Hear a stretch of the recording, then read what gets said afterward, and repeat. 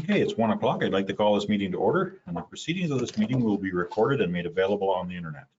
I would like to move on to item 1.2 of our agenda, which is the roll call. Jessie Clark, our clerk, would you please call the roll? Thank you. Mayor Lamstead, are you present? I am present. Deputy Mayor Armstrong? Present. Councillor Franzen? Present. Councillor Braybrook? Present. Councillor Cadigan? Present. For staff, we have Donna Taggart, CAO Treasurer. Present. Steve Rockbank, Director of Emergency Services. Present. Evan Grieger, Director of Public Works. Present. Barb Waldron, Director of Building and Planning, CBO. Present. Adele Arbor, Planner. Present. Bianca Dragicevic, Deputy Clerk. Present. Derek Bertram, Planning Technician. Present. Chastity Robertson, Deputy Treasurer. Present. And Jessie Clark, Director of Corporate Services, Clerk is present. Okay, thank you very much, Jessie. We can move on now to item 1.3 of our agenda, which is land acknowledgement and moment of reflection. We respectfully acknowledge that Trent Lakes and Peterborough County are located on the Treaty 20 Mississauga territory and in the traditional territory of the Mississauga and Chippewa nations, collectively known as the Williams Treaty First Nation, which include Alderville, Beausoleil, Curve Lake, Georgina Island, Hiawatha, Rama, and Scugog Island First Nations. Trent Lakes respectfully acknowledges that the Williams Treaty First Nations are the stewards and caretakers of these lands and waters in perpetuity, and that they continue to maintain this responsibility to ensure their health and integrity for generations to come. We will now take a moment to reflect on these principles and our duties and responsibilities as members of council.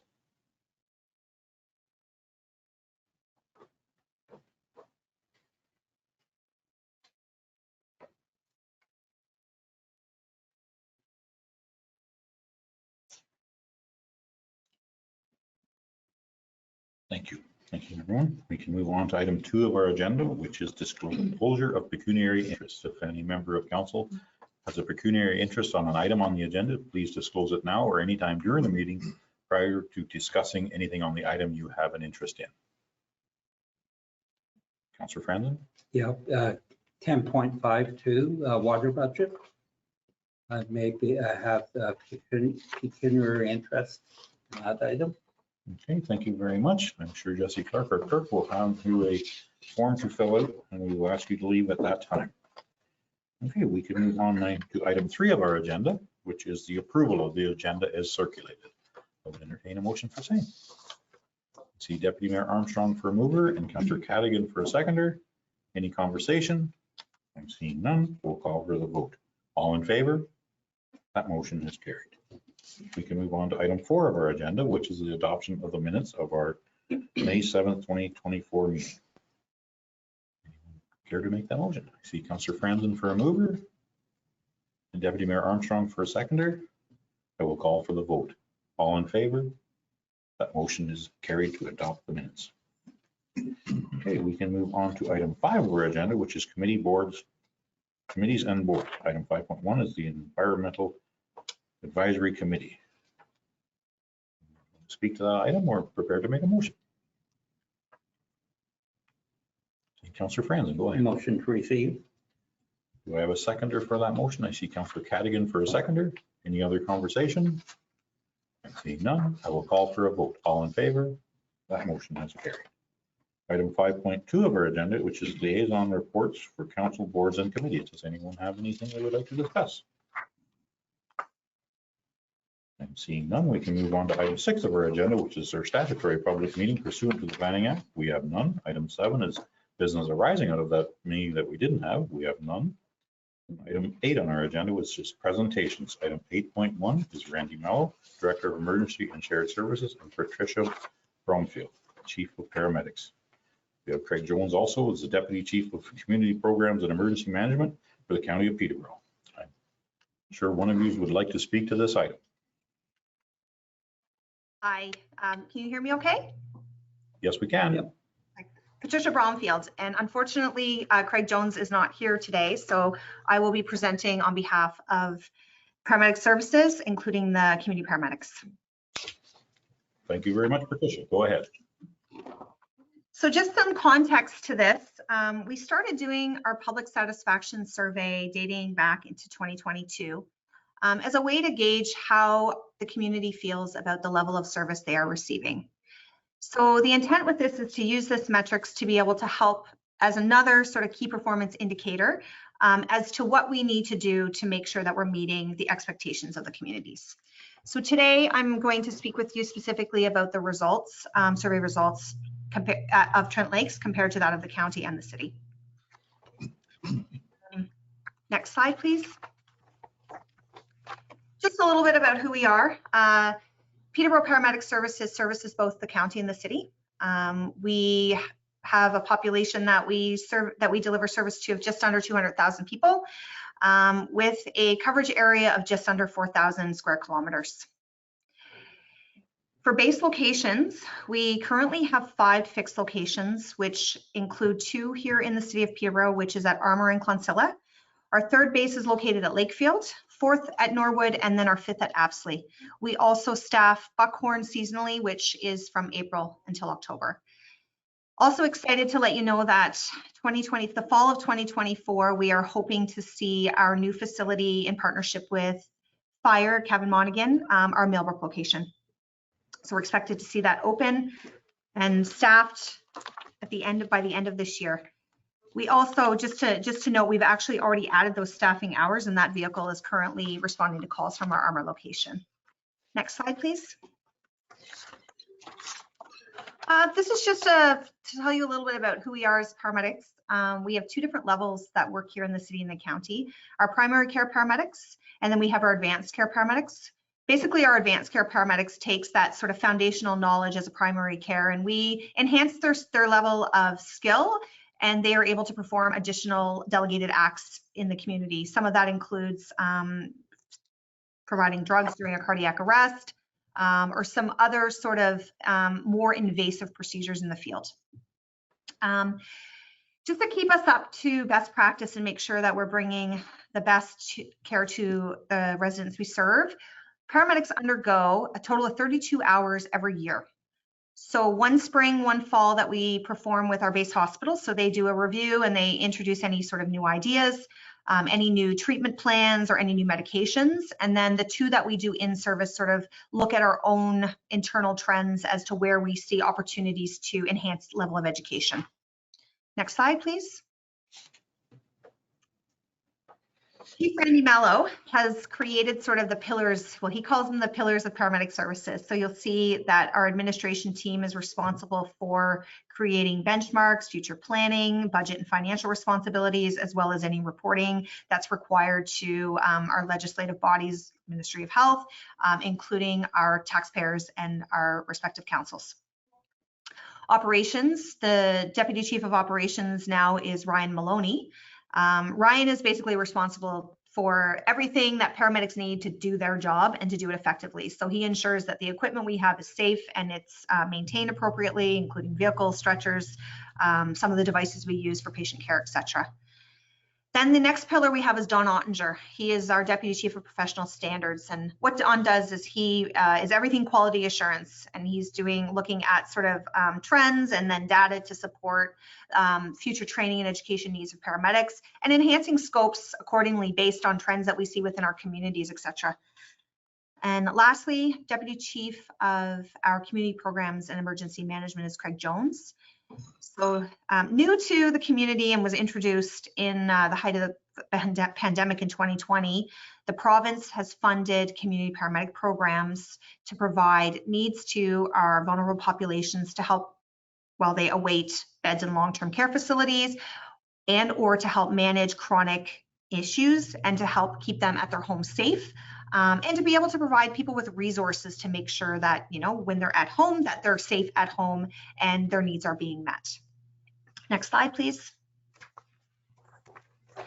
Just a little bit about our funding model. The province funds 50% of our budget, with the other 50% being shared between the city and the county. The split right now is the city contributing 56.64%. and the county contributing 43.36% to make up that 50%. Next slide, please.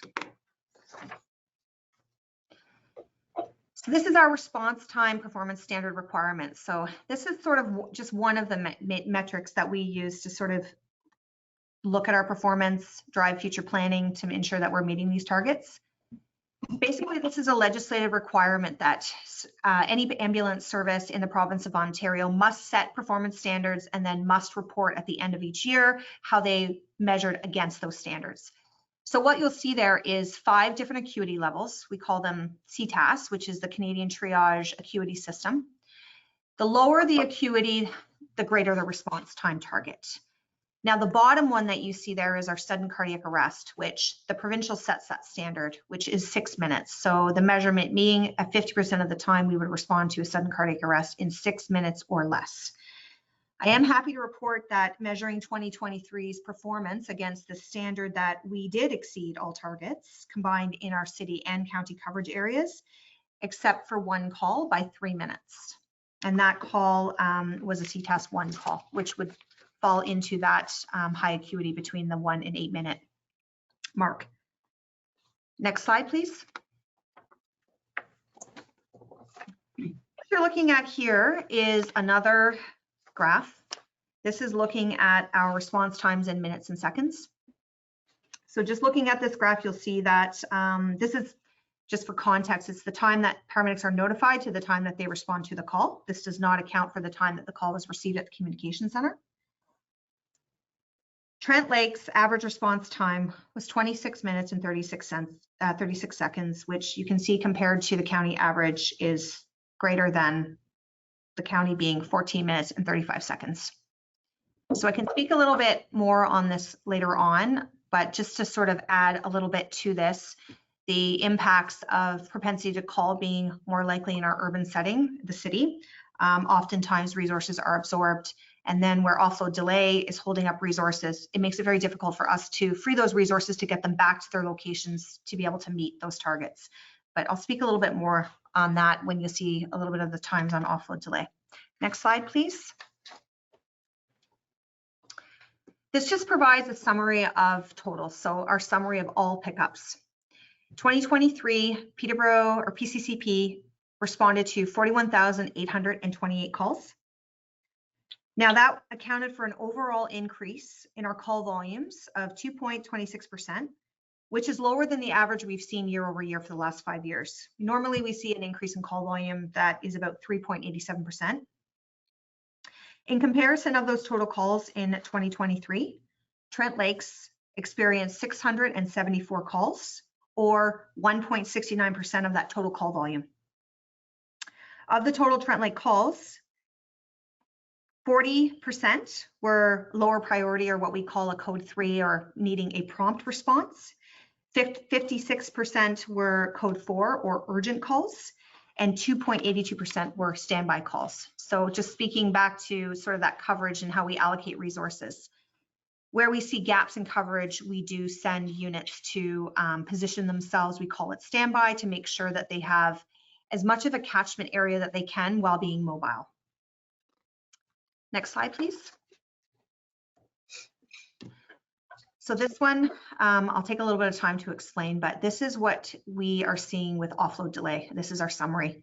So just to add a little bit of context to this, we experienced 10,340 hours in 2023 that were in excess of 30 minutes. So we allow a sort of a capacity or a cushion there from when a vehicle arrives at the hospital to account for transfer of care, and then for them to do their medical documentation. So after 30 minutes is when we start to measure what offload looks like. So these times are greater than 30 minutes.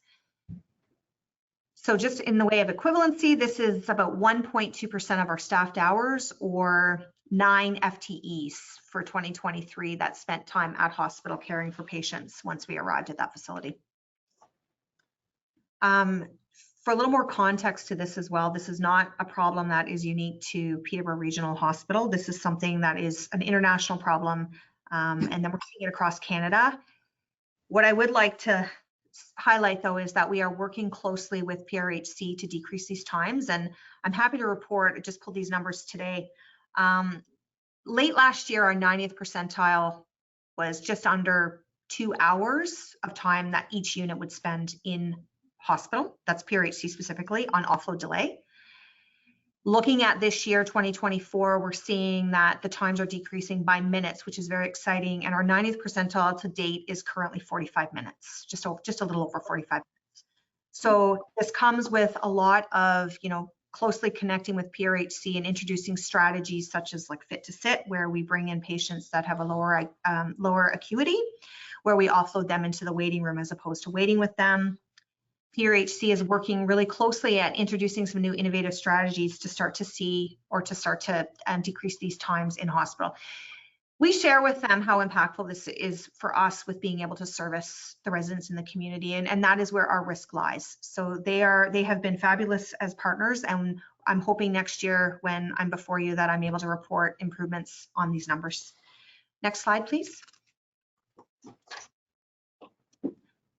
This is just to give you some context as to the public satisfaction survey.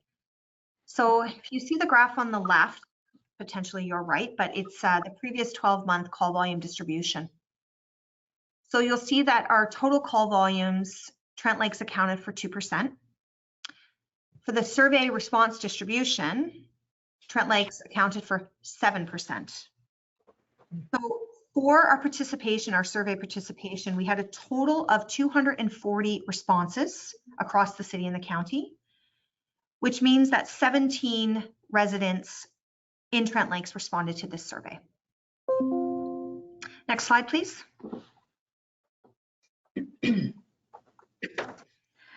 This is where we started to ask our community some questions about our performance. So for provisions of care, we asked, please rate how you felt about the level of care provided to you by the ambulance paramedics overall, including arrival, treatment, and transport. For Trent Lakes, we reported 88% of net good is the terminology that was on the survey, and then net poor being 12%. So overall, the respondents' experiences with care provided by paramedics were very positive. 90% of the county and 88% of the city patients reported that their care was very good. 9% reported care that met their expectations or was considered to be okay. The net satisfaction was reported higher in the county at 90% as compared to that of the city, 88%. We did look at a deeper dive into this in the way of to kind of get some context and understanding as to the why. And we were able to find that the transport destination significantly influenced those lower net satisfaction ratings in some municipalities. Next slide, please. Trust and confidence. How would you rate the level of trust and confidence you had in the ambulance services staff and their ability to provide quality care and treatment? Looking at net high confidence for Trent Lakes, 88% felt highly confident, with a low net confidence of 6%. The survey responses revealed a very high level of trust and confidence in PCCP staff and their ability to provide care. 85% of those overall ratings were high or very high, with a net level of trust and confidence. The total confidence level was considered to be overwhelmingly high at 93%. So looking at that 93% and splitting it even more, that's 95% city and 91% county in those combined areas. Recognizing as well with some of those responses and just that participation model that we did see a lot of limitations with this, and we found it's much easier to communicate in areas where there's signage and there's social media issue, like being able to push that information out to the communities, and recognizing that we may need to do a better job at doing some more communication in our rural communities. Part of our way of messaging this, actually I'll get you to move to next slide because I'll speak a little bit about that. Waiting for an ambulance was the next question. Which of the following would best describe how you felt about the length of time you waited for an ambulance to arrive? Trent Lakes reported their net exceeded expectation. Unfortunately, only 18%, and we're seeing a higher number of net dissatisfied for Trent Lakes at 53%. So just to add a little context of that, 69% of respondents in Peterborough County and City reported that the ambulance response time was as quick as to be expected. The response time satisfaction is higher in the city of Peterborough compared to that of the county. So the city reporting 72% compared to the county reporting 66%. The lower level of response time satisfaction was reported by municipalities of Trent Lakes at 53%, and then Havelock, Belmont, Methuen at 54%. Where our highest level of response time satisfaction was reported by respondents in municipalities of Autonomy South Monaghan and North Kawartha. Next slide, please. This looks at the overall satisfaction, and the question being, please rate how satisfied you were overall with your last experience using the ambulance service. Trent Lakes net satisfaction reported at 73% with their overall satisfaction, with their net satisfaction still being quite high at 20%. We did see that 8 in 10 of patients in Peterborough County and City were satisfied when we looked at sort of these overall results with their most recent experience with PCCP. The satisfaction amongst respondents within the city were reported higher than that of the county. 85% of city respondents reported very high or high level of satisfaction, compared to 82% of county respondents reporting a very high or high level of satisfaction. And again, we measured the lower levels of satisfaction being reported by municipalities of North Kawartha at 23%, and again, Trent Lakes at 20%. We compared that again to the highest levels of satisfaction, which was reported by respondents in municipalities of Ashville Norwood at 87% and Havelock, Belmont Methuen at 92%. Next slide, please. I am moving now into the community paramedic presentation, but we will have an opportunity to go back to discuss some of the results that were previously mentioned in the survey. So just a little bit about our community paramedics. Community paramedics are 100% funded by the province. There's a couple of different funding models that exist. One coming from CPLTC, which is Ministry of Health and Long-Term Care, and also enhanced funding or enhanced CP programs, which previously was known as the HISH programs. Next slide, please. Just a little bit about how PCCP is leveraging the community paramedic programs. So you'll see that we have 15 FTEs which do in-home visits throughout the city and throughout the county. And as part of that role, we visit people in their homes. They help connect them to care that's needed. They're doing some diagnostic testing and reporting to physicians, making sure that people have what they need while they are safely aging within their homes or awaiting long-term care facilities. And unfortunately for some patients, while they're awaiting surgeries and such at hospitals. The Community Paramedic Outreach Program is something that was previously funded through the federal government grant called SUAP. So that was a very successful program, and what that was basically a single paramedic mobile throughout the community, visiting some of our homeless population. Part of that role is for harm reduction, access to different resources that homeless populations may need and such. We saw a lot of success with that program. So through our enhanced CP funding, we were able to continue with that one FTE position that continues to visit homeless populations, continues to visit shelters. And one of the things that she was able to bring was to bring some additional enhanced care. So one of the things she's doing in the community is wound care, which is something that is new to the profession, to be able to treat people with antibiotics in the field, and to decrease the need for them to visit EDs or emergency departments. So we're very, very proactive here. Our CTS site, which is our safe consumption site, we have 2 full-time paramedics that work at that site. And again, this is a focus on harm reduction and providing the needs to these marginalized populations. Next slide, please. The CPLTC, it's important to talk a little bit about the referrals and the demographic that is accessing these programs. In 2023, we saw total enrollments of 1,233 patients. With our active enrollments actually being greater than the 782, we're currently seeing just under 900 active enrollments in our community paramedic program. And the more people learn and the more word of mouth that people recognize what paramedics are able to achieve, you'll see month over month that those referrals are increasing, and we're still seeing a continual increase. Other contributing factors to this is, limited access right now to primary care, aging population. We're seeing earlier discharges from hospitals. So we're seeing that more people are needing to access community paramedics as a resource.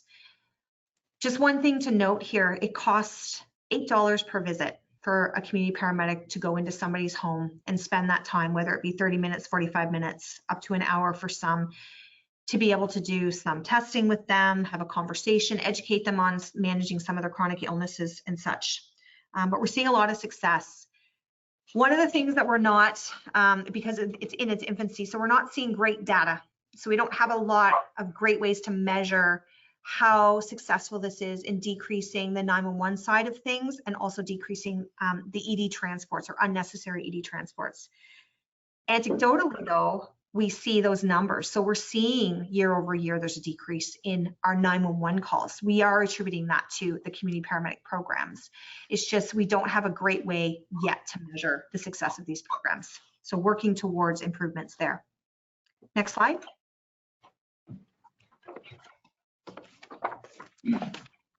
This is your demographic, and there's just an interesting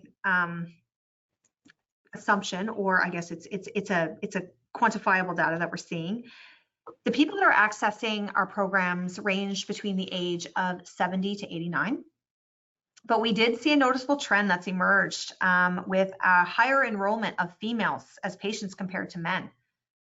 Historically, that is not something we have seen, but we are looking at this demographic pattern, and it provides us with an opportunity to look at variance in how we do things and what can we do to enhance our skills to be able to meet the needs of that demographic. So these metrics are very important in how we grow as a profession as well. And even the level of training that's required, we can even like drive right down into the reasons why this demographic or this population is accessing care. So we can start to cater our educational needs to our paramedics as we start to evaluate this. Next slide, please.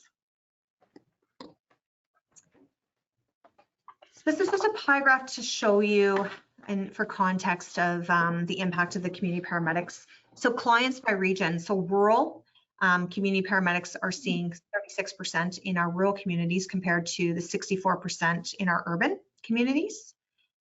Trent Lakes accounts for 40 clients that we see, which is 13.6% of that overall number. So your community residents are accessing our community paramedics. That's a big number. Next slide, please. This is just a little bit for you. This is the testimonials that we were able to receive through this survey, and I'll just highlight a couple here for you. This is the best program I've ever used. I'm so thankful for the community paramedic program.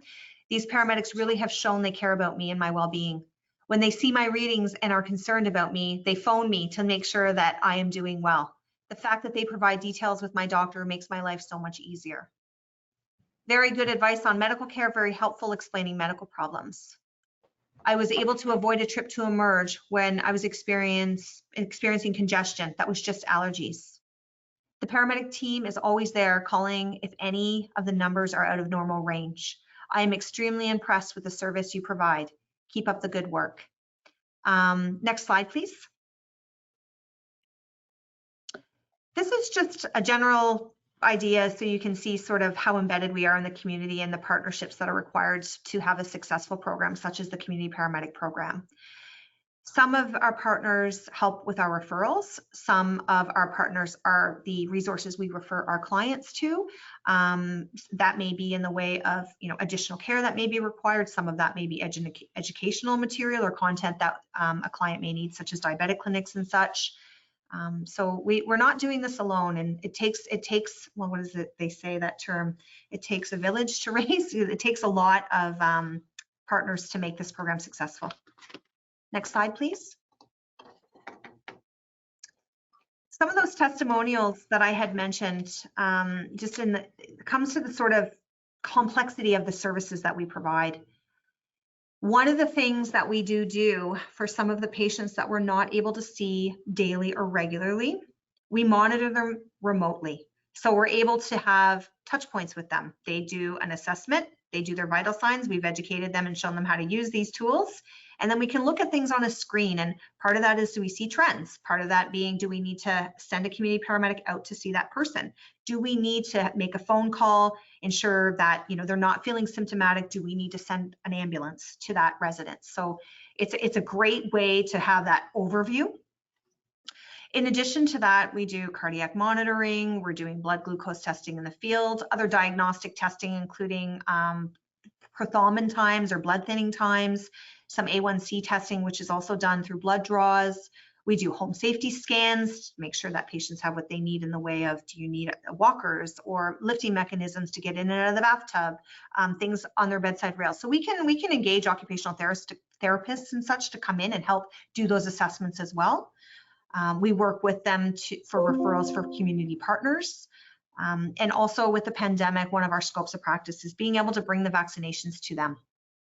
So it's not always easy for residents to get out, stand in long lines for vaccinations, difficulty in making appointments and such, as things are starting to move more online. So we're happy to bring that service to the residents as well. Next slide. I promise I'm almost there. This is just a little bit in the way of education and supports that have come through our community paramedic funding. We've enhanced our complement of advanced care paramedics through monies that we were able to allocate for educational purposes, which not only brings enhanced skill sets to the community paramedics, it also brings enhanced skill set to our 911 side of things as well. We were able to invest in a simulation lab, and part of that provides enhancements to that exposure for our paramedics in training.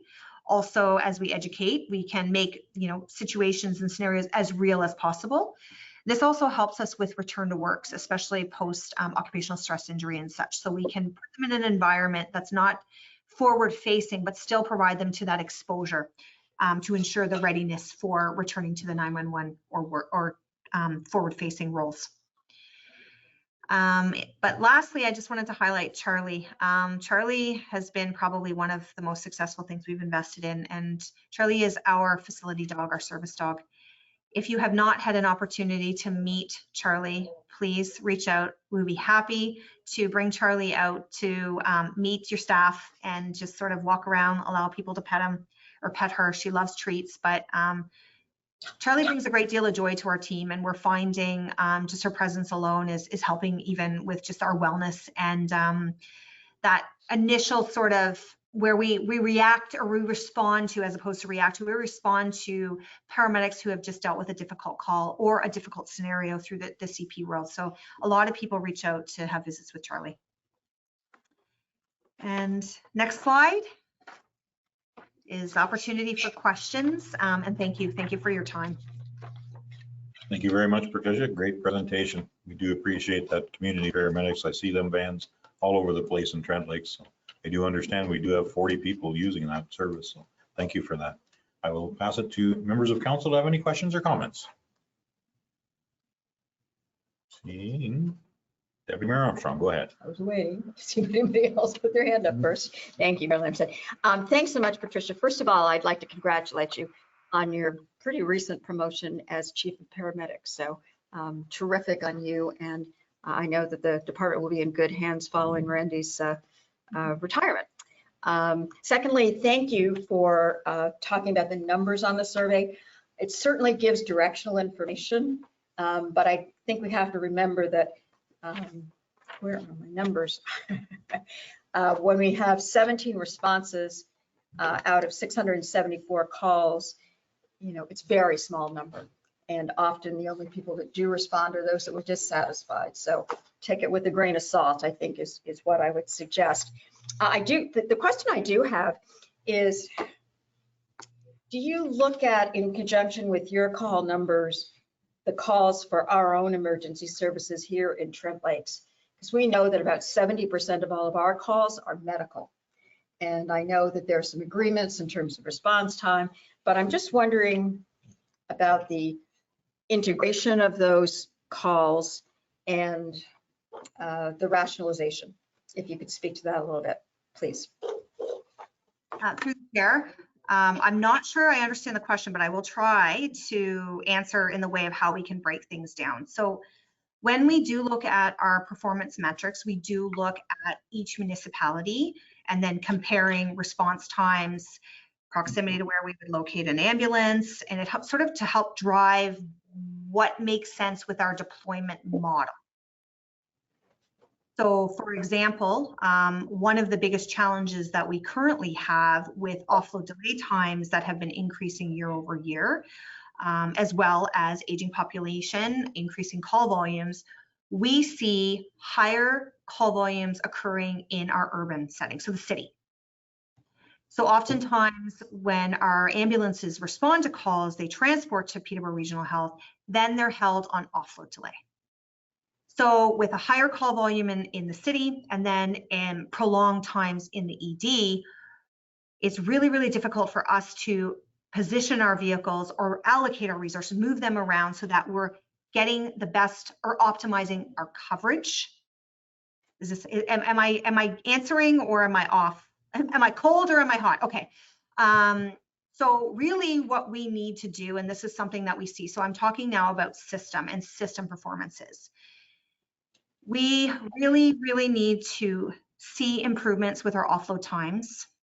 And I am happy to report that last year, and excuse me if I'm repeating myself, I've done a few of these presentations, we were seeing our offload times upwards of just under 2 hours. And now we're starting to see that those times are decreasing minute by minute. So January, 47 minutes, moving into February, we're seeing 46.3 or something like that. And then moving down to where we are now, we're seeing that those times are coming down into like 45 minutes. So really that's where we need to put our attention, is to free up those resources. One of the other things that we're going to see in 2025 is a new dispatch model.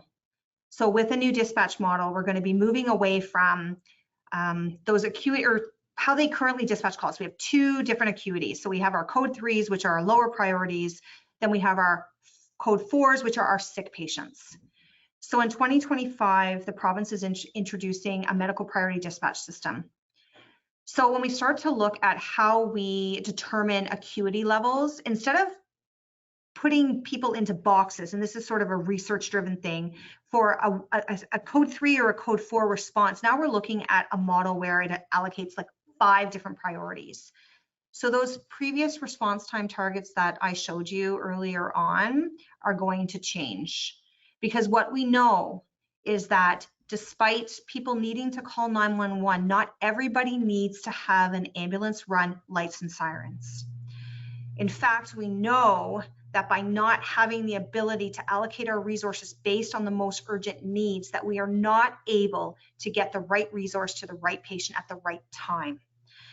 So with some of these advancements in technology and some of these advancements with introducing new models of care, we are hoping to see improvements as we move forward. So in 2024, I'm hoping that I report to you and I see a different outcome for survey results. And that was a long way to answer your question. I hope I captured everything.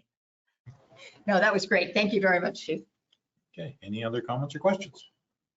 Go ahead, Councillor Cadigan. Through you, Mayor.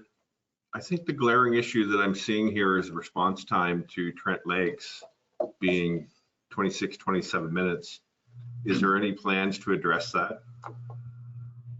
So through the chair, I'll give you the short answer, yes. Is it going to be something that we can fix immediately? No. So working closely with PRHC with a big focus on decreasing offload times. So what we need to see there is that we need to see improvements with our transfer of care times, because that's where the readiness piece we're missing there. We need those vehicles released back into the community so they get back to their respective coverage areas. In addition to that, looking at the new models of care that are being introduced through the Ministry of Health, and part of that being the medical priority dispatch system and some of the changes with that. So I'm just going to sort of give you an introduction as to what that would look like. So the goal with the medical priority dispatch system is making sure the right patient gets the right resource at the right time. So as part of that, one of the things that will occur is we may have a resource assigned to a lower priority call. They may be on their way to that lower priority call. But a resident from another community or a neighboring community, or a residence that is closest to that resource, may have a more urgent need. So when that occurs, the resource would then be reallocated from that call to be able to respond to a higher priority call. It gives us more flexibility within our system to move our resources accordingly. So it's sort of like an innovative and more advanced way to take what's been evidence-based on when people call 911, what do they actually need, versus the level of service delivery we've been able to do with the antiquated systems that we've been working within. So short answer, yes, we're working on improvements. It is going to take some time. Okay, just one more if I may, Go Mayor. ahead, absolutely. So the next closest is Kawartha Lake, North Kawartha Township. And Yes. they're approximately 8 minutes quicker. I'm wondering, do they have a closer ambulance station that they're responding to that accounts for that? Do you know? I do. Apsley has a 24-hour vehicle that is positioned in North Kawartha, which is why you see improvements with those response times. Now, in addition to that, it is worth noting that that resource can be removed from North Kawartha depending on where the coverage is needed. So we do find that vehicle spends a lot of time driving up and down the highway to get towards the city, just to be turned around to go back to Apsley. But yes, we do have a vehicle positioned in Apsley. And are there plans for one for Buckhorn? Buckhorn is staffed currently seasonally. We staff Buckhorn, it's a 12-hour car, so 9 to 9. So those are sort of our peak hours. And that is staffed between April and October. Thank you. You're welcome. Do you have any other questions? Councilor Braber, go ahead. Thank you. Through you, Mayor. Thanks very much, Patricia. I think I'm really interested in the community paramedic program. I think that's fantastic. I have 3 questions regarding that, but one question regarding the response time and on the heels of Councilor Cadigan's comments.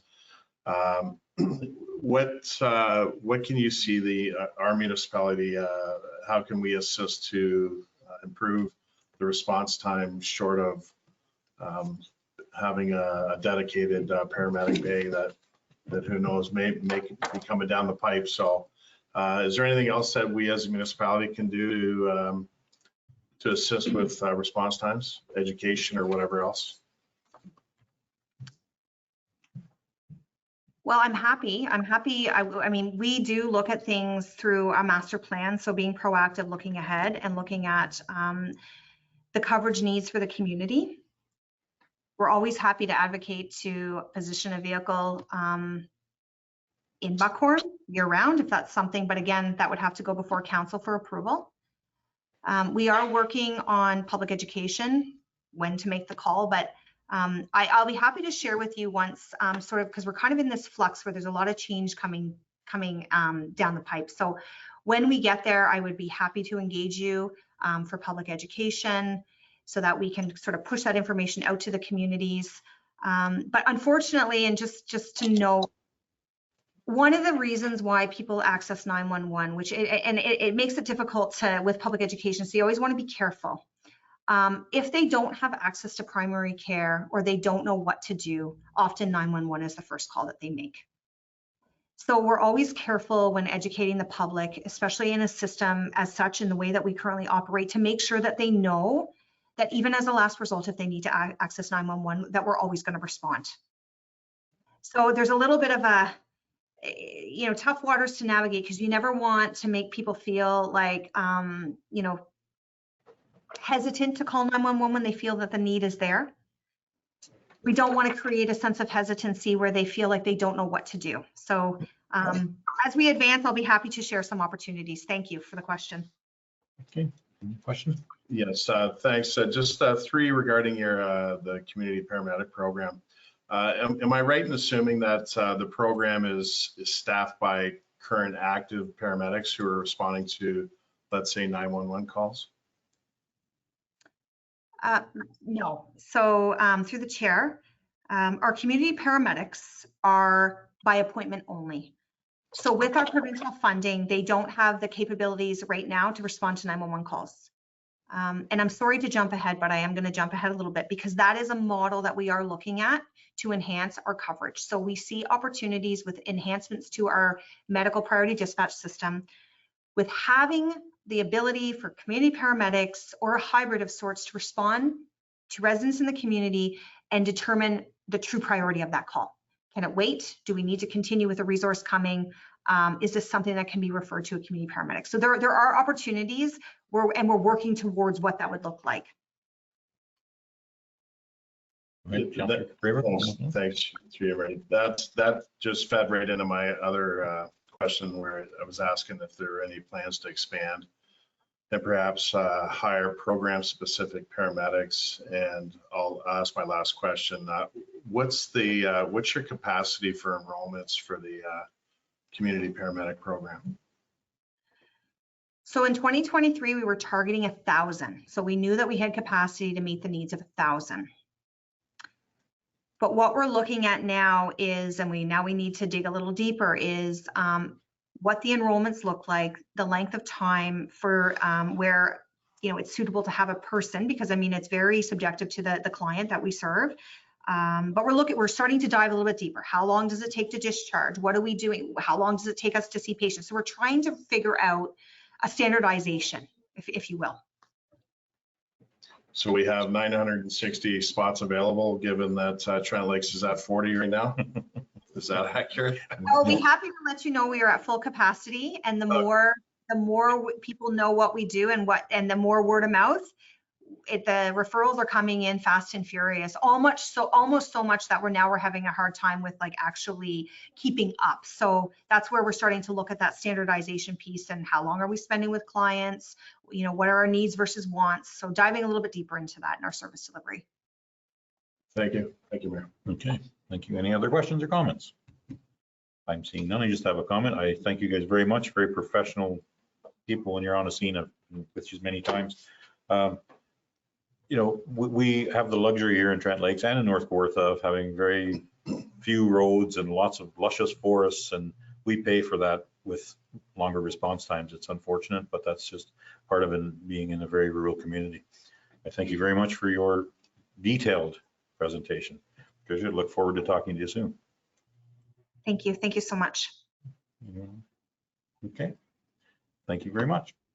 We can move on. Oh, we need a motion. I would entertain, yep, go ahead, Councillor Braybrick. Motion to receive. Thank you. And do I have a seconder for that motion? Councillor Franzen for a seconder. Any other conversation? I'm seeing none. I will call for the vote. All in favor? That motion is carried. Thank you very much, Patricia. Okay, we can move on now to item 8.2 of our agenda, which is Natalie Baker, Business Development Manager, and Brent Martin, Senior Operations Manager for Ontario Clean Water Agency. Please come to the podium and do your presentation. Go ahead, Councillor Franzen. Mayor, I must take a leave now. Okay. Be in conflict. Thank you very much. We'll come and get you when we are finished this section of our agenda.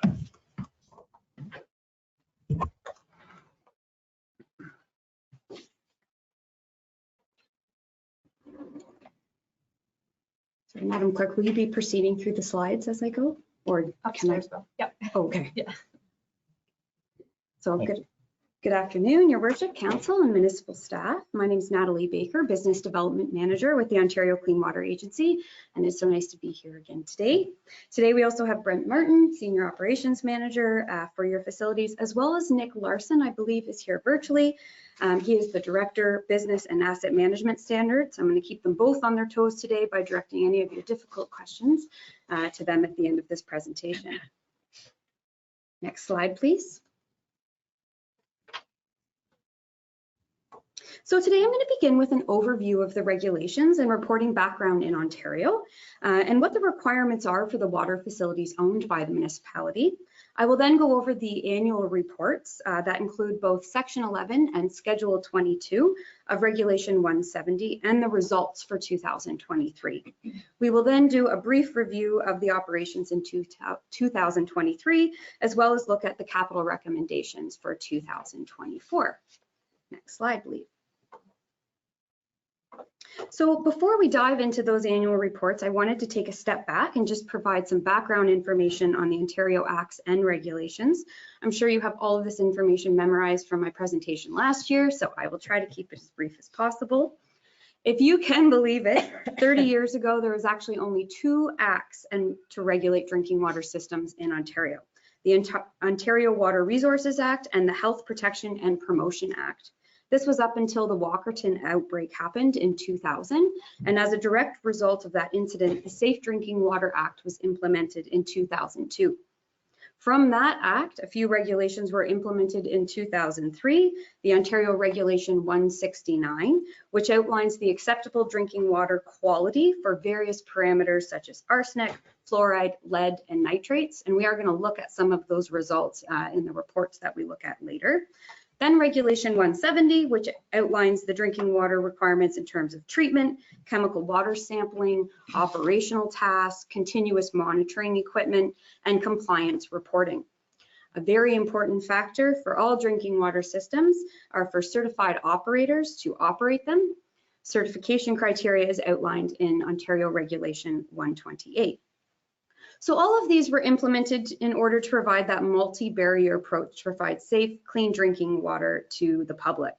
Today, I've highlighted Ontario Regulation 170 in red because we are going to discuss Section 11 and Schedule 22 of that direct regulation. Next slide, please.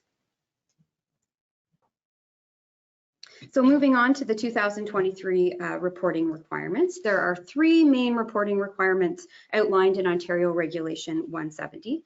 There's Schedule 16, which is the reporting of any adverse test results. There's Schedule 22, which is also known as the summary reports, which summarize the quantity of raw and treated water produced by the facilities. There's then Section 11, the annual reports, which summarize the quality of the treated water in terms of turbidity, chlorine residuals, lead, organic and inorganic parameters, and highlights any exceedances over that Ontario Regulation 169. So really, in the report, we're looking at both the quantity of water and the quality of water that we're seeing produced by both facilities. Every year, we combine all of this reporting information into one annual report for Buckhorn Lake Estates and Alpine Village Pirates Glen drinking water systems, and we provide that to the municipality. Next slide, please. So both Buckhorn and Alpine Village water systems under Ontario regulation of the Safe Drinking Water Act are to receive annual inspections by the Ministry of the Environment, Conservation and Parks. The primary focus of this inspection is to confirm compliance with all of those regulations we just went through, as well as evaluating conformance with the ministry drinking water related policies and guidelines during that inspection period.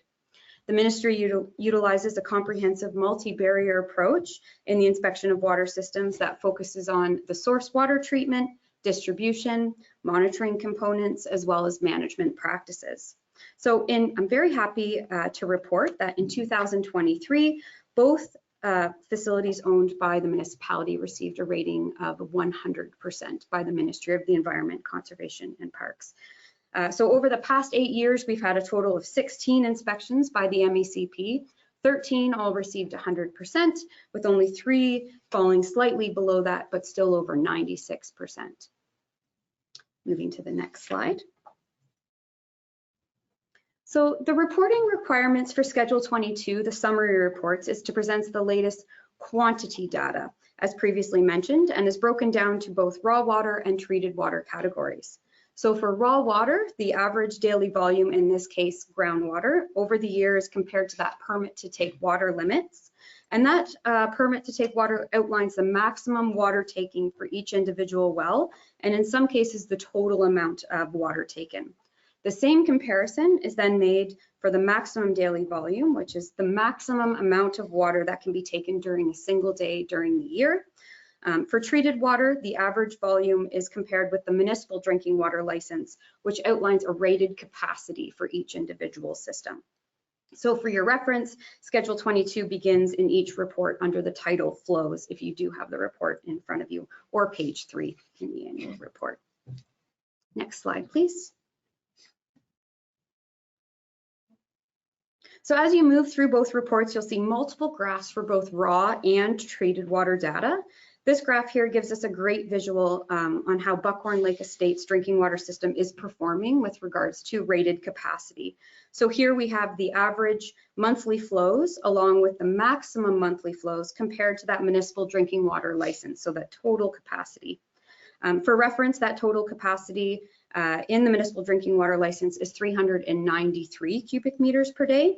So you can see the system is operating well within that rated capacity with slight increases to treated water. Usually that is due to service line breaks within the system when you see the little spikes there in May and also November, and also can be due to any flushing in the system as well. Next slide.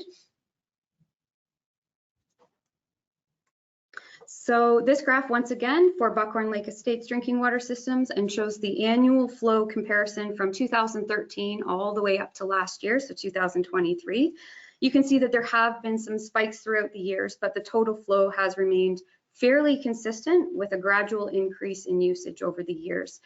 Sometimes you will see a year that has a bigger spike than usual, for example, 2017 or 2022. You would find in those years we had more service line breaks or water main breaks in the system that would lead to that. Next slide, please. So moving on to Alpine Village, on page 6, we have the average monthly volume along with that maximum monthly volume compared with the municipal drinking water license. For reference, the rated capacity for Alpine Village is 458 cubic meters per day. You can see once again the system is operating well within that rated capacity. Similar to Buckhorn, we do have service line breaks and water main breaks there as well, which will lead to some of those spikes throughout the year. Next slide. So similar to what we just saw for Buckhorn, but this one is for Alpine Village. That's showing the flows from 2013 all the way up to 2023. Once again, has stayed fairly consistent between 40 and 50,000 cubic meters with fluctuations caused by service lane breaks. You can see 2022 was a really good year for breaks, but 2023 we did have a few more. Next slide. So the Section 11 reports any annual exceedance of Ontario Regulation 169. So now we are moving on to the quality of water in both systems. We've looked at quantity and we're moving on to the quality. Within this section of the report, you'll see the term MAC used often, which is known as a maximum acceptable concentration for each parameter being tested. So Section 11 begins under the title Regulatory Sample Results Summary in each report. So that's on page 7 for Alpine and page 5 for Buckhorn, and outlines numerous tables for microbiological testing, operational testing, inorganic parameters, organic parameters, and any additional samples required by the ministry. I'm not going to go through each line item. It would take me all day, but in summary, both Buckhorn Estates and Alpine Village drinking water systems had no exceedances over the maximum acceptable concentrations for all inorganic and organic parameters in 2023. Now, one thing you might have noticed when reading through the reports are the levels of sodium in both facilities. So I did just want to point out that there's actually no MAC for sodium, but what's called an aesthetic objective. And that is set out by the health unit. So that objective is 200 milligrams per liter, but we are required to report any sample over 20 milligrams per liter. And this is just to be communicated with any local physicians. If there's any individuals on a sodium restricted diet, that can be communicated to them accordingly. But there isn't a MAC, just that objective. Next slide, please. So we are going to move on to the review of operations and maintenance. Under the current contract between Aqua and the municipality, as I mentioned, we look after the two facilities, Alpine Village and Buckhorn Lake Estates. I'm not going to go through all the included services in our agreement, but some of the daily activities include daily rounds, review of trending and residuals, distribution checks, chlorine residuals, monitoring of flows, monitoring of the chemicals used, as well as the water quality that we just went through, sampling and lab testing, routine maintenance and major maintenance, as well as larger capital projects, compliance management and regulatory reporting, as well as hydrant flushing, valve exercising, and of course, service line or water main break repair. If you're ever looking for further detail for some of that, or you're looking for additional light reading in the evening, we can provide the full contract that would outline all of the services that we provide. Next slide, please. So moving on to the maintenance in some of your facilities, Aqua's computerized maintenance management system has been an essential tool enabling effective maintenance and operations practices. Aqua's computerized maintenance management system has allowed your operations team to tag and keep an inventory of all 132 pieces of equipment in each facility owned by the municipality. So each piece of tagged equipment has a unique barcode and ID number. Every asset has maintenance schedules associated with them. So the system schedules monthly, quarterly, and annual maintenance based on owner's manuals and best practices for that individual piece of equipment. So this slide here just shows a breakdown of the 386 work orders that were generated and completed in 2023 through Aqua's computerized maintenance management system. 260 were preventative maintenance, 43 were operational, 67 were corrective, and 16 were capital. The maintenance history of a pump or other piece of equipment is very important when trying to determine whether to replace or repair, and allows yourselves as well as operations staff the ability to make informed decisions and allocate funds appropriately. Next slide, please. So every year, the municipality is provided with a 6-year major maintenance and capital recommendation list for both facilities.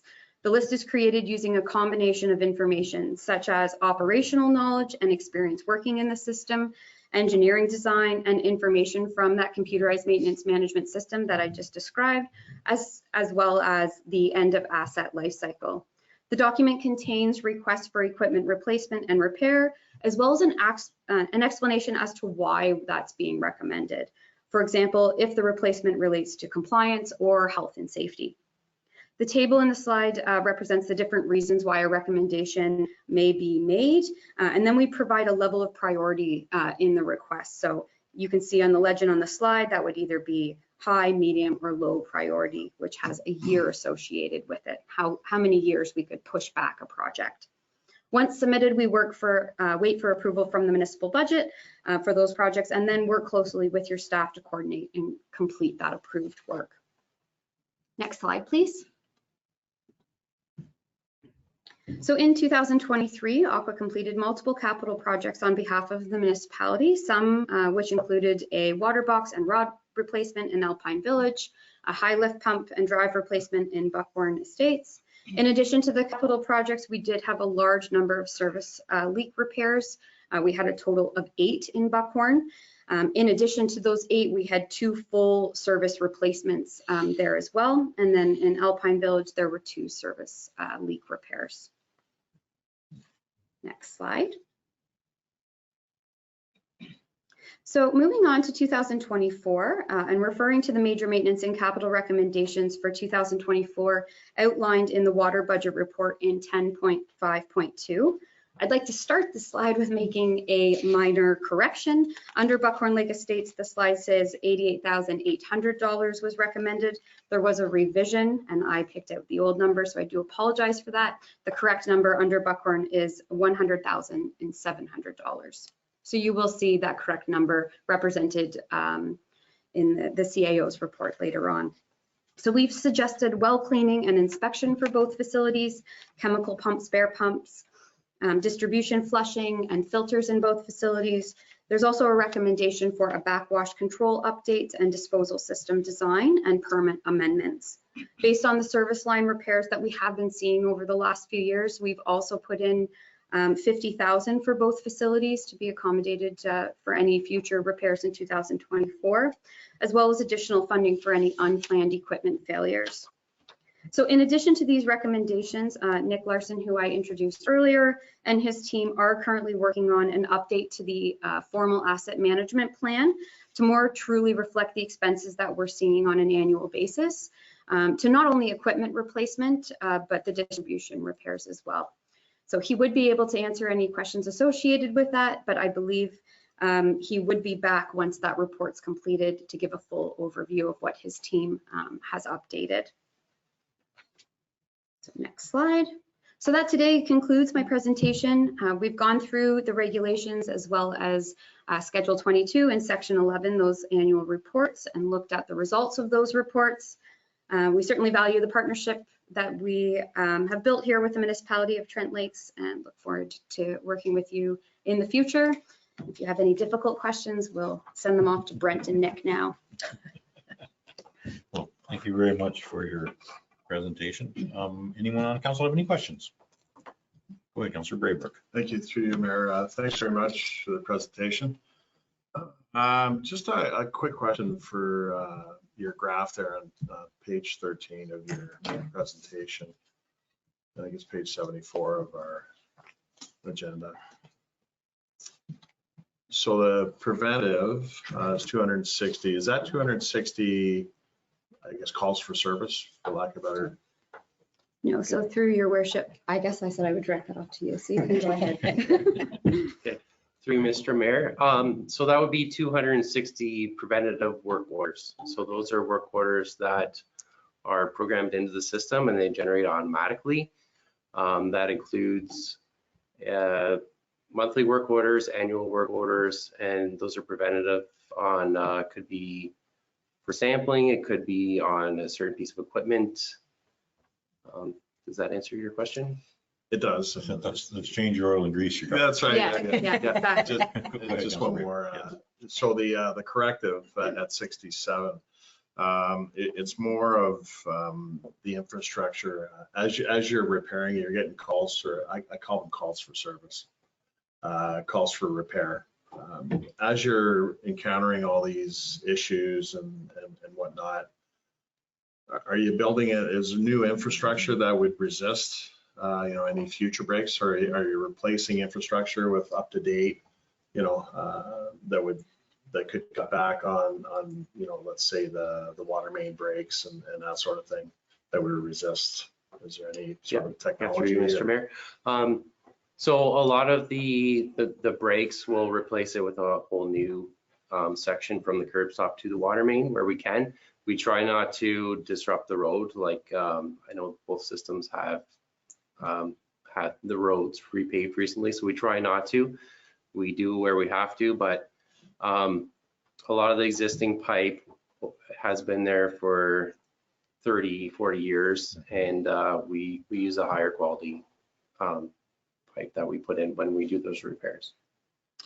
Yeah, I guess the last comment would be, I guess that would be something that we as a municipality would have to look at down the road if, as far as the cost benefit to actually just, improving the 30, 40-year-old infrastructure to resist, and in the long run, save some money on repairs and that sort of thing.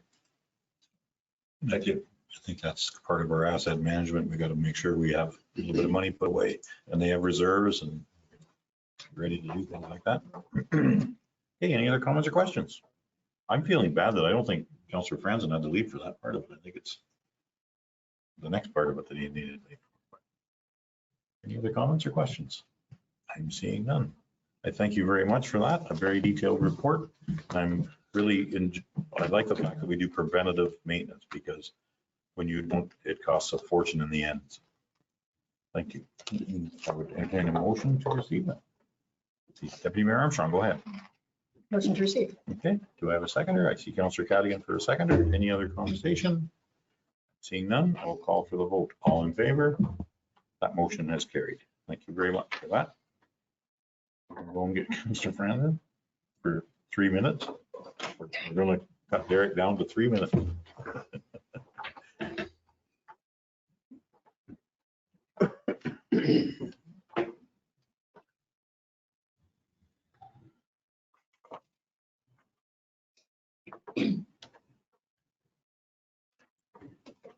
Apologies, Natalie got very long-winded.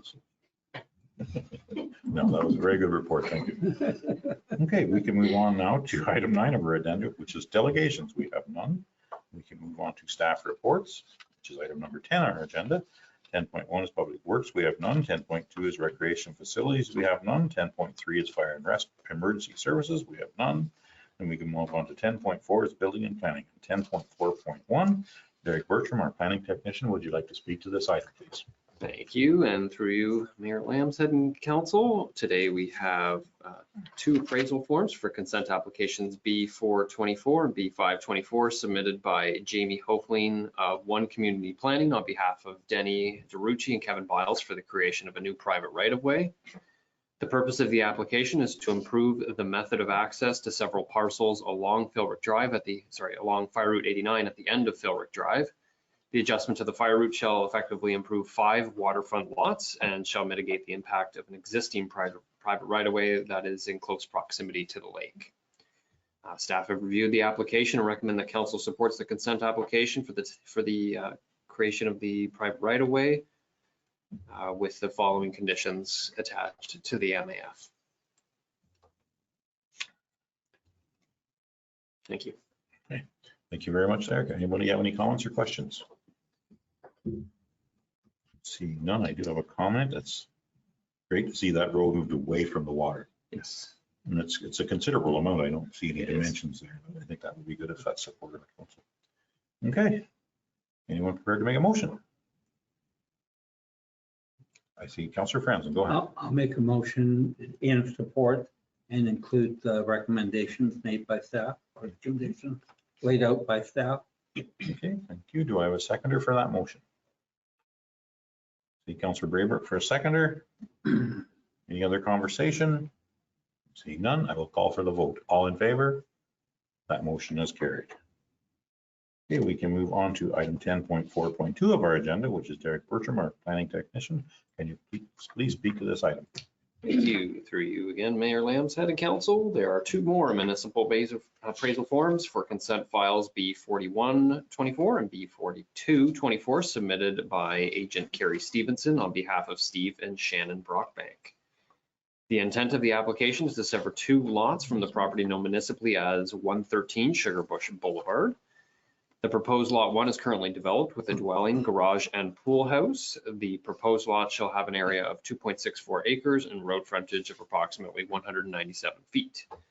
The second proposed lot shall be vacant with a proposed area of 1.11 acre and 197 feet of municipal road frontage. Staff have reviewed both applications and recommend that council support the consent applications for the creation of the new lots with the condition outlined in the municipal appraisal form. Thank you. Okay, thank you very much, Derek. Anybody have any questions or comments? I'm seeing none. Is anyone prepared to go ahead? Councillor Cadigan. Motion to approve with recommendations. Okay, do I have a seconder for that motion? See Deputy Mayor Armstrong for a seconder. Any other conversation? I'm seeing none. I will call for the vote. All in favor? That motion has carried. Okay, thank you very much, Derek Bertram. We can move on to item 10.5 of our agenda, which is finance. 10.5.1 is Chastity Robertson, our Deputy Treasurer. Would you like to speak to this item, Chastity? Yes. Thank you. Through you, Mayor Lambshead. The municipality has a tax registration reserve with funds from tax sale monies. These funds are traditionally used to improve operations and replace equipment that is used for tax billing purposes. Recently, there have been performance issues with the postage machine at the municipal office.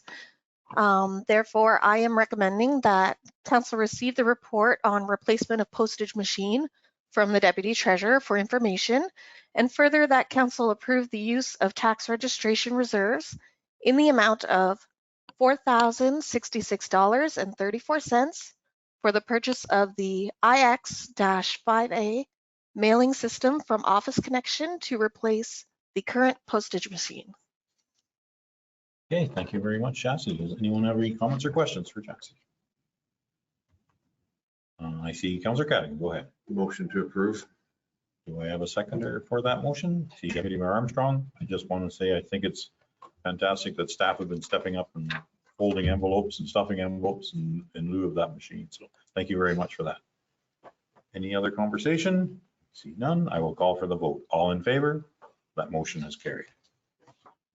Okay, thank you very much, Chastity. We can move on now to 10.5.2 of our agenda. Donna Taggart, our CAO treasurer, would you like to speak to this item? Thank you. This time we should ask you to. Thank you, Councillor Brandon. My apologies.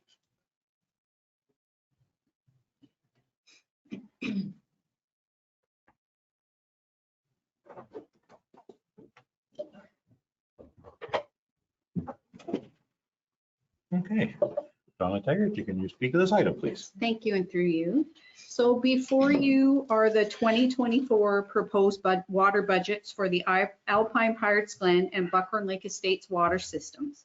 So the recommendation under this report is a 2024 water rate for the Buckhorn Lake Estate system of $1,945 and a rate of $1,090 for Alpine Pirates Glen. So the Ontario Clean Water Agency has provided an overview today of 2023 as well as 2024 planned spending. So the Buckhorn Lake Estates had a budget overage of $66,135.30 in 2023. The overage related to unexpected repairs and the addition of 2 new water systems required as a result of a significant loss in pressure at 2 properties on the system. As approved by council, the use of Canada Community Building funding for these services, new services, in the end resulted in a net transfer from reserve of $49,100.13, resulting in a reserve deficit at the end of 2023 of $22,206.34. The Alpine Pirates Glen system had a budget surplus of $10,919.23 in 2023. With this surplus, there was a net transfer to reserve of $40,732.06, and the reserve balance at December 31st was just over $241,000.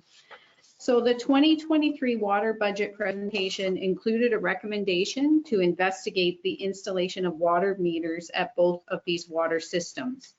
Discussions did take place with Water Association executives, and there were some concerns expressed about the installation of these meters insofar as costs go. So further action needs to be taken, and maybe the consideration of a rate study before that installation would occur. And also the cost could prove challenging at this time with the additional repairs happening at the Buckhorn Lake Estate system. So the recommendation today is that council approve the report from the CAO treasurer regarding the 2024 water budgets, and further that council approve a 2024 Buckhorn Lake Estates rate of $1,945 and an Alpine Pirates Glen rate of $1,090 for 2024. Thank you. Okay, thank you very much, Donna. Does anyone have any comments or questions regarding this report? Seeing none. Oh, go ahead, Deputy Mayor Armstrong. Thank you, Mayor Lamson. Thanks, Donna. It looks like it is necessary that we need to increase those rates for Buckhorn Lake Estates, given we've got a reserve deficit of $22,000. So I'm certainly in support of that. I'm hoping that there will be a meeting with the Water Association executives in Buckhorn Lake Estates, perhaps with yourself, maybe a representative from Aqua, just to discuss the situation and a plan going forward, because it still will not reduce reserve deficit, even though it's such a big increase. So that's just my comment. Thank you. Okay, thank you very much. Go ahead, Councillor Braber. Thank you, through your mayor. The $395 increase from 2023, is that anticipated to carry over, or is there an opportunity down the road for that to be reduced? So thank you, and through you. That is why it's important the work right now on the asset management plan to determine where resources should be put as far as spending in future years. So we would love to see that be the case. I can't see that decreasing anytime soon. We need to build that reserve back up. But the challenge with that system very much is the fact there's only 118 users paying towards it. And it is a requirement that those on the system pay for the cost. So yes, it's a struggle. very much. Sorry, Sounds just- like we need more building in Trent Lakes. Further to that, sorry, we have had some discussions with the representatives at the Buckhorn Lake Estate System. I have had a few discussions today for sure, so maybe that's something we can plan once the asset management results come in. Okay, Thank you. good idea. Okay, thank you very much. Any other comments or questions? I'm seeing none. Is anyone prepared to make a motion? The Deputy Mayor Armstrong, go ahead. A motion to receive report and also to approve the 2024 Buckhorn Lake Estates water rate of $1,945 and for Alpine Pirates Glen, a rate of $1,090. Okay, do I have a seconder for that motion? See Councillor Braybrook for a seconder. Any other conversation? I'm seeing none. I will call for the vote. All in favor? That motion has carried. Okay, thank you very much. We can retrieve Councillor Franzen.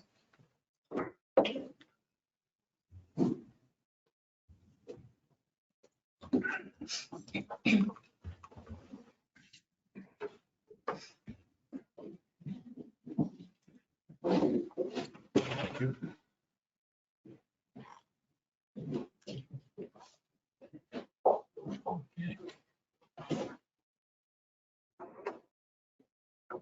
Okay, we are back. We can go on to item 10.5.3 of our agenda, which is accounts payable. And Donna Taggart, our CAO treasurer, would you like to speak to this item, please? So thank you and through you. Accounts payable for the month of April for your information, and you will see that we continue to have many more electronic payments, which is what we're looking for. So yes, for your information. Okay, thank you very much. Anyone have any comments or questions? Go ahead, Deputy Mayor Armstrong. Thank you, Mayor. Just one, Donna, on page 113 of our agenda, there's an item in there for MVW Construction and Engineering for the Galway Kitchen. And I think that work was completed last year. So I'm just wondering why this is coming through now. Right. Thank you, and through you, that's a good question. So part of the 2023 audit included capitalizing the entire cost of that work. There is a requirement under the contract that we pay the remaining balance after a certain number of days after the contract is complete. So that is just the holdback for that work. And we did bring money, or we did make that an audit entry. So there was a credit in 2024 to cover those costs. Perfect. Thank you. Okay, any other comments or questions? Anyone prepared to make a motion? Let's see, Councillor Braber, go ahead. Motion to receive. Do we have a seconder for that motion? Seeing Councillor Cadigan for a seconder. Any other conversation? I'm seeing none. I will call for the vote. All in favor? That motion has carried. Okay, thank you very much, Donna. We can move on now to 10.6 of our agenda, which is administration. We have none. 10.7 of our agenda, which is corporate services, and 10.7.1. Bianca Dragicevic, our deputy clerk, would you like to speak to this item?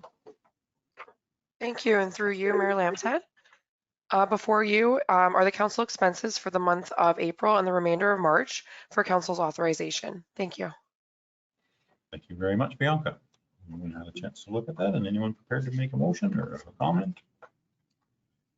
Councillor Braber, go ahead. Make motion to approve. Do I have a seconder for that motion? See Councillor Franzen for a seconder. Any other conversation? Someday I'll put one in. I will call for the vote. All in favor? That motion has carried. Thank you very much, Bianca. We can now move on to 10.7.2, which is Jessie Clark, our Director of Corporate Services Clerk. Would you like to speak to this item, please? Thank you. Through you, Mayor Lambshead. I'm just looking for direction on which delegations, if any, should be requested for the 2024 AMO conference in August. A list of delegations for the 2024 Roma and Ogra conferences is included in the report, and the deadline to submit requests is June 7th. Okay, does anyone have any comments or ideas as to what delegations they would like? I am attending AMO through the county, but I'm not sure who else is going from Trent Lakes. Councilor Trent, you're going? Okay. I'm sure we'll have time to have the odd delegation join you. Go ahead, Councilor Braber. Through you, Mayor. the first two bullet points. The second bullet point regarding the firefighter certification, I don't know whether we've had input from our fire chief, as far as, if he had any input. I think Chief Brockbank is online. Would you like to speak to this at all? Steve? Oh, he snuck away. I can answer that. Go ahead. Councillor Cadigan. That was from the Roma Court conference that I went to in January. And we did speak to the Solicitor General and the Fire Marshal about fire certification and getting some funding because our tax paid what it is, and still waiting for that money to come. They have made changes. Go ahead, Councillor Friend. And Terry and I made a presentation to last year. I can't remember what conference it was. Mhm. And basically the same thing. So I think we're just whipping a dead horse. I like being the squeaky wheel. If you don't say something, you don't get change. We've been successful in other things by keeping at it, in my opinion.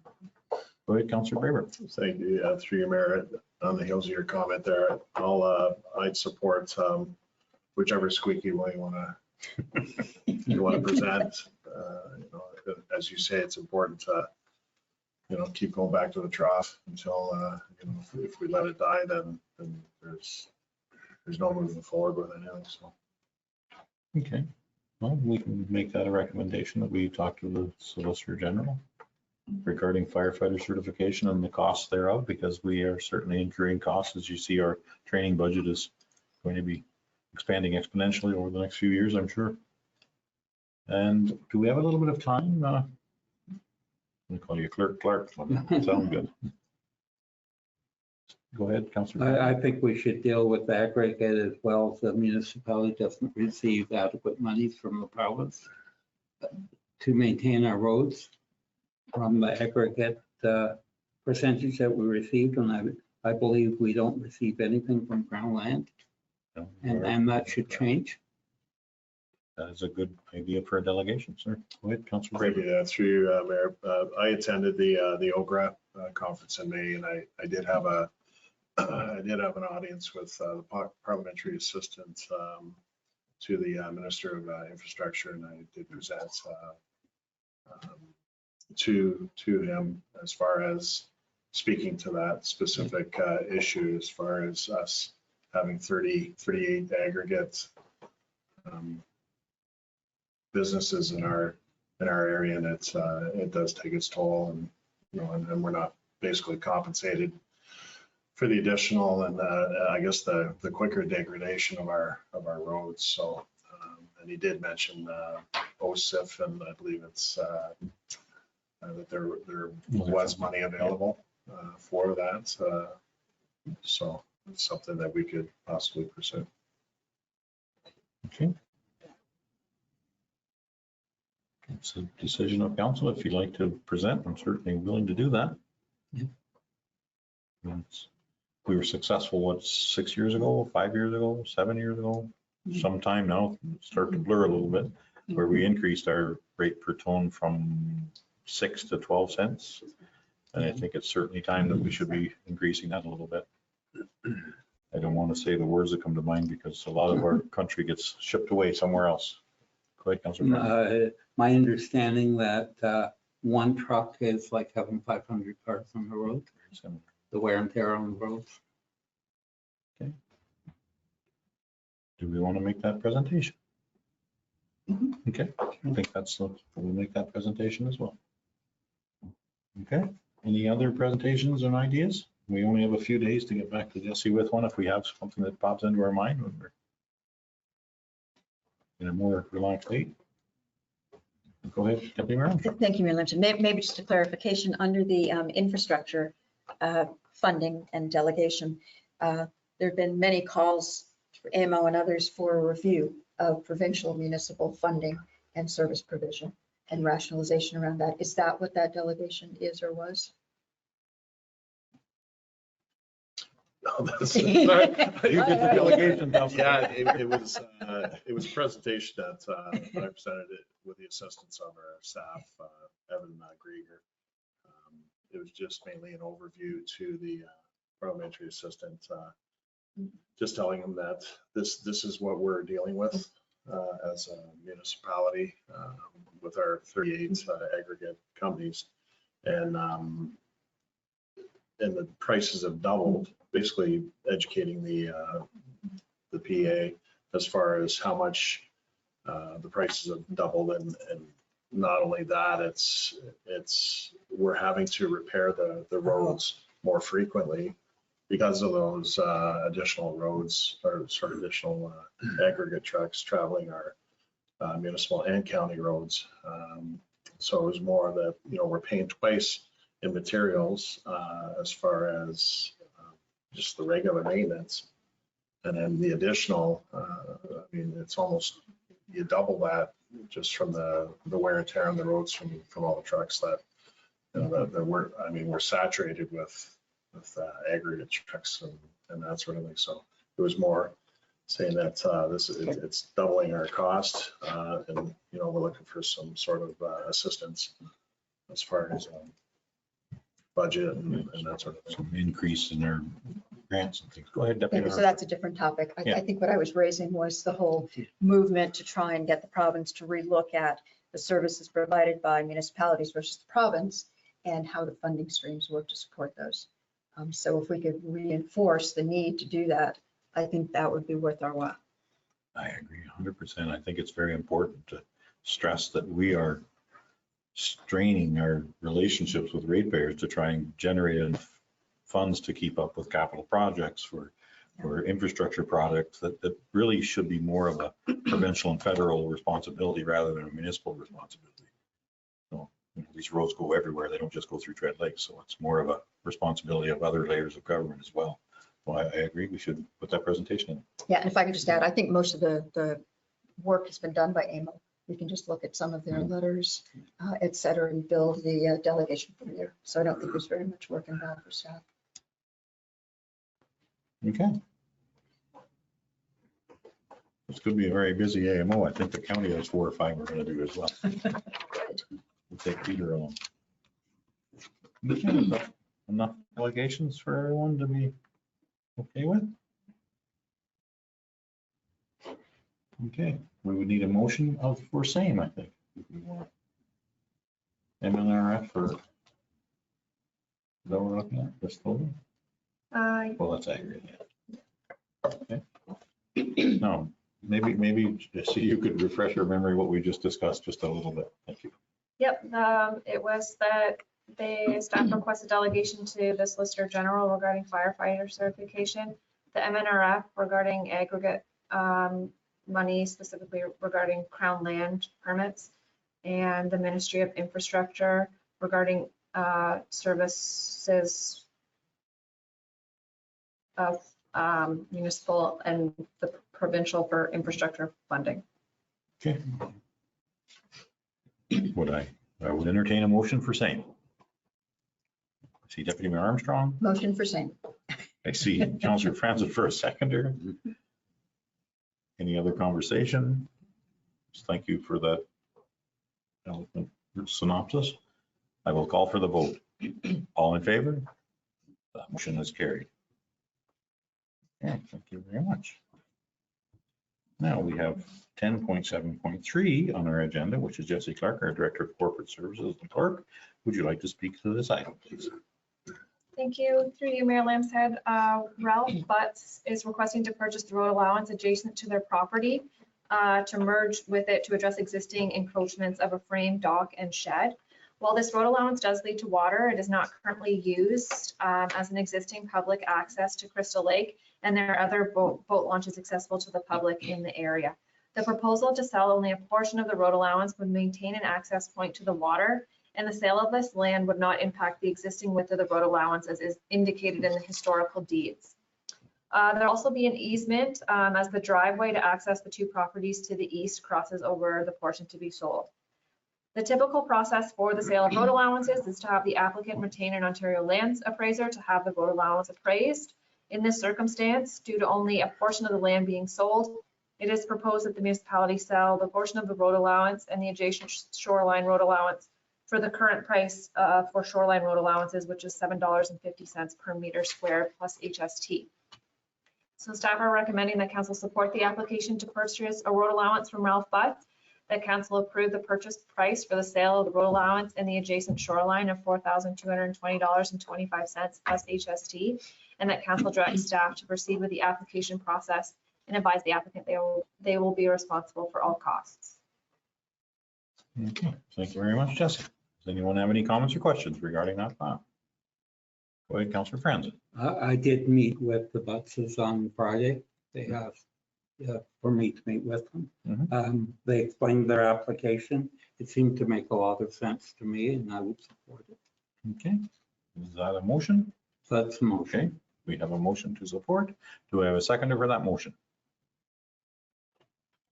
I'm seeing Deputy Mayor Armstrong for a seconder. Any other conversation? I am seeing none. I will call for the vote. All in favor? That motion is carried. Okay, we can move on now to item 10.7.4 of our agenda, which is Jesse Clark, our Director of Corporate Services and Clerk. Would you like to speak to this item, please, Jesse? Thank you. Through you, Mayor Lambshead. At the April 16th, 2024 regular meeting of council, council directed staff to proceed with the application from Jonathan Sufflar and Linda Post to purchase a portion of the unopened road allowance adjacent to their property. A notice was placed in accordance with the disposal of real property policy. Staff were contacted from members of the Kawartha Anishinaabe Council and are currently in consultation with them regarding this file.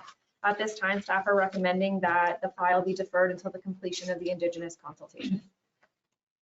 Okay, do anybody want to have a comment or a question or make a motion? Go ahead, Councillor Braber.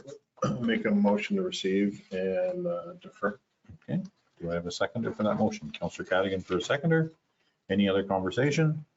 Seeing none, I will call for the vote. All in favor? That motion is carried. Okay, we can move on to item 11 of our agenda, which is correspondence for information. We have the Peterborough County Q1 report.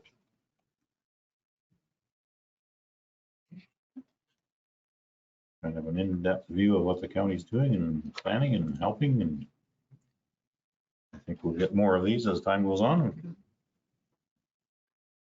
Okay, anyone, go ahead, Councillor Braber. Motion to receive. Okay, do we have a seconder for that motion? Seeing Councillor Franzen for a seconder. Any other conversation?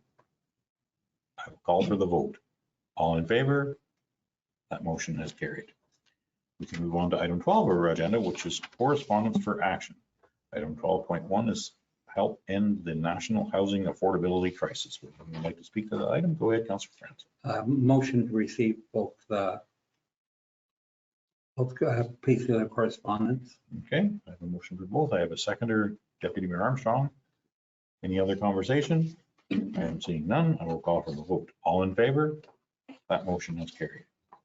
We can move on to item 13 of our agenda, which is bylaws. Item 13.1 is bylaws on the agenda memorandum. And Jesse Clark, can you please speak to that item? Thank you, Mayor Lambshead. The two bylaws on today's agenda both relate to the planning applications and services fees that were approved at the May 7th, 2024 regular meeting. 2024-39 is a bylaw for planning services and a tariff of fees, and B 2024-40 is a bylaw to amend the cash in lieu bylaw to remove a specific reference to a fee. Okay, thank you very much. Anyone prepared to make a motion for one or the other or both? I see Deputy Mayor Armstrong, go ahead. Motion to approve all. Do I have a seconder for that motion? Councillor Braybrook for a seconder. Any other conversation? I'm seeing none. I will call for the vote. All in favor? That motion has carried. We can move on to item 14 of our agenda, which is business arising out of a previous meeting. Does anyone have any business arising out of a previous meeting? I'm seeing none. We can move on to item 15 of our agenda, which is notice of motion. 15.1 is Councillor Franzen. Would you like to speak to this item, please? Thank you very much, Mayor. This is a motion for a temporary moratorium on new gravel mining applications. I believe council has read this documentation. I think it's an important motion, and I think that it helps us protect our environment and If I get a second there, I'll speak further on this motion. Okay, do I have a seconder for this motion? Councillor Brayber for a seconder. Go ahead, Councillor Franzen, if you'd like to Okay. speak. One of the things, one of the major concerns was when there was a money audit done by the Auditor General, that there doesn't seem to be adequate policing of gravel pits and quarries, and that there seems to be a long time before they have to adhere to the policies. I believe policing is important. I think our environment is important, and without proper legislation and proper policing, we could have a major environmental impact. That's one of the reasons I support this motion. Okay, any other comments or questions? Go ahead, Deputy Mayor Armstrong. Thank you, Mayor Lamstead. I'm not going to support this, and I want to explain why. Does the proposal have merit, and is it important? Absolutely. Totally agree with the direction. We absolutely need better data on the supply-demand situation for aggregates. We need better enforcement. All of that I completely agree with. However, Trent Lakes is in a very unique situation at the moment. Dewdney Quarries has filed a claim with Superior Court of Ontario against us for $15 million. In their submission, their lawyers made it very clear. Allegation was that this council is anti-quarry. I think that's baseless. I think it's unfounded, but it's in the submission to the Superior Court. So my concern is in passing this motion, we put ourselves at greater risk of losing that claim. I think it will feed into the narrative that Dewdney's lawyers have created, that this council is against quarries, and will make it a stronger case for them. So in my view, it puts the municipality at greater risk. And if we are to support it, which I would otherwise like to do, we're one more municipality signing onto this. I don't think it moves the needle. We are not going to tip the balance of whether the province puts a temporary moratorium on aggregates or not. So I think the downside of doing it is far greater than the upside of putting it in place. So those are my comments. Okay, any other comments? Councillor Brayber. Thank you, through you, Mayor. I share Deputy Mayor Armstrong's rationale. And my main concern is the current litigation that's against the municipality. And that's my apprehension. I do support, having less aggregates in Trent Lakes or a temporary moratorium in spirit. For reasons that we spoke of earlier, that it's taking its tolls on our roads and it's costing us money, as far as infrastructure and that sort of thing. And we have 38 aggregate businesses. I'm not against aggregate. Temporary moratorium. I key on the temporary. Give us an opportunity to, I guess, some of the aggregate quarries to work out their expiry and then rehabilitate and that sort of thing. So that's if I were to support that today. But those are my thoughts. But in light of the current litigation, I don't want to be putting the municipality and vis-a-vis the ratepayers at risk of any sort of negative outcome. Okay, thank you very much for your comments, Councillor Brayber. And Councillor Franzen, did you have a comment? Just that there is about 40 or 50 other municipalities that have supported a similar motion. I just added the auditor's piece. I thought that was very relevant, and I probably wouldn't have brought it forward without that the auditor's report, because I believe that policing is important. We'd never think of putting speed limits on our roads without having any policing. When people aren't, when they violate the pertinent acts and that isn't dealt with for 5 or 10 years, that puts us all in danger. Okay, thank you. And I do understand the concerns of other members of council with great deal of respect. Thank you very much, Councillor Franzen. Any other comments or questions? Go ahead, Councillor Cadigan. Through you, Mayor, I would like to say that we have very limited resources for businesses in our municipality, and quarries are one of them. They employ people. We probably all know somebody that works at a quarry, and so they have benefit. If we had more revenue coming from what they're taking out of the ground, maybe there would be a financial case for it that I would support. But right now, the way it is, I can't support it. So I'm voting in favor of Councillor Franz's motion. To put a moratorium on? Yes. Thank you. Okay. I just, for any other comments before I think it's important for the province to justify the need for more licensed quarries. Certainly, there is a lot of capacity that is unused. I mean, and that's, I agree with the idea of we should be exhausting some quarries before we start another.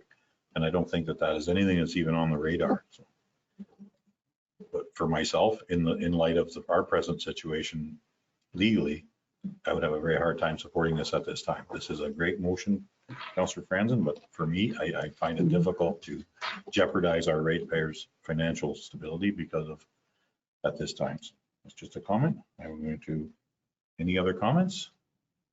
I will call for the vote. All in favor? That motion has failed. Okay. Thank you very much. We can move on to item 16 of our agenda, which is information items. Anyone have any information items? Go ahead, Deputy Mayor. Thank you, Mayor Lampstead, and you are aware of this as well. The Eastern Ontario Regional Network just made an announcement to Haliburton County that they are 1 year behind in getting their cell service and the new cell towers up.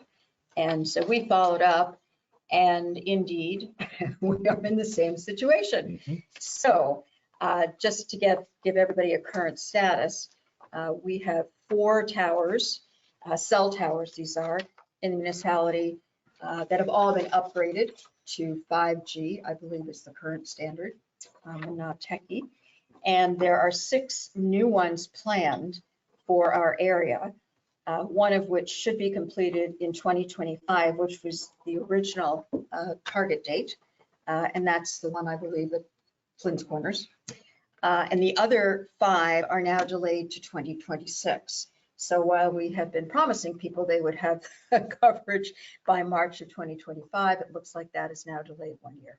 So just important, I think, for us to all be current on the status of, and that's of cell towers.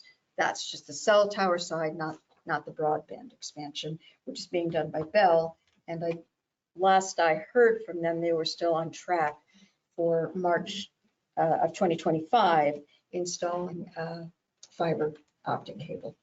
So just an update. Okay, thank you very much, Deputy Mayor Armstrong. Any other comments or questions? Go ahead.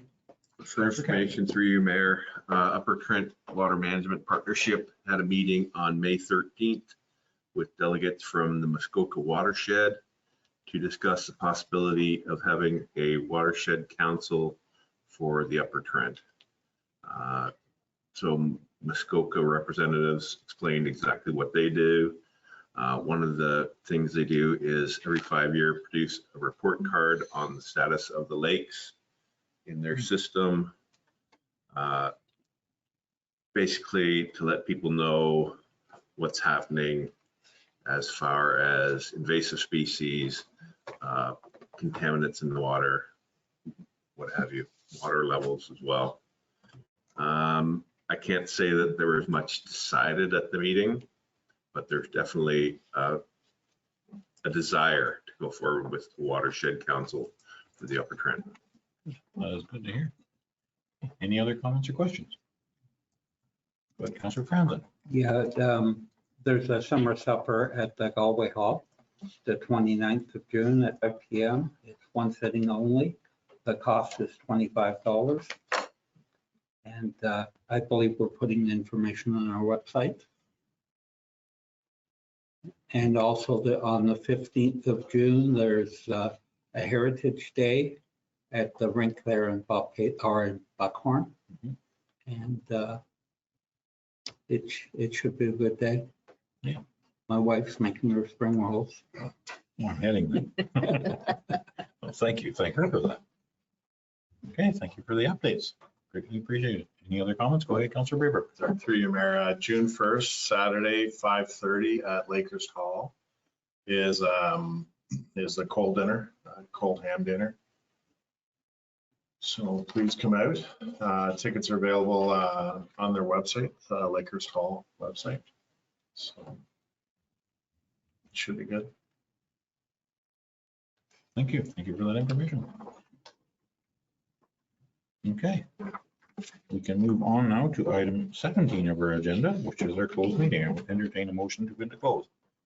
Councillor Braber for a mover, Councillor Cadigan for a seconder.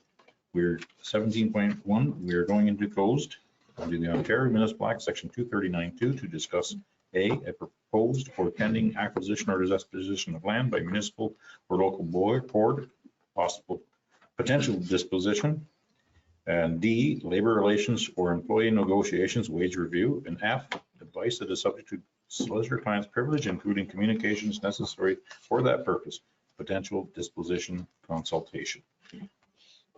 I got mover and a seconder. I will call for the vote. All in favor?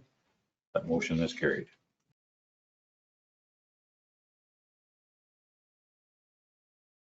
Okay, as we can move on now to 17.2 of our agenda, which is rise from our closed meeting. I would entertain a motion to do same. See Councillor Cadigan for a mover and Councillor Franzen for a seconder. I will call for the vote. All in favor? That motion has carried.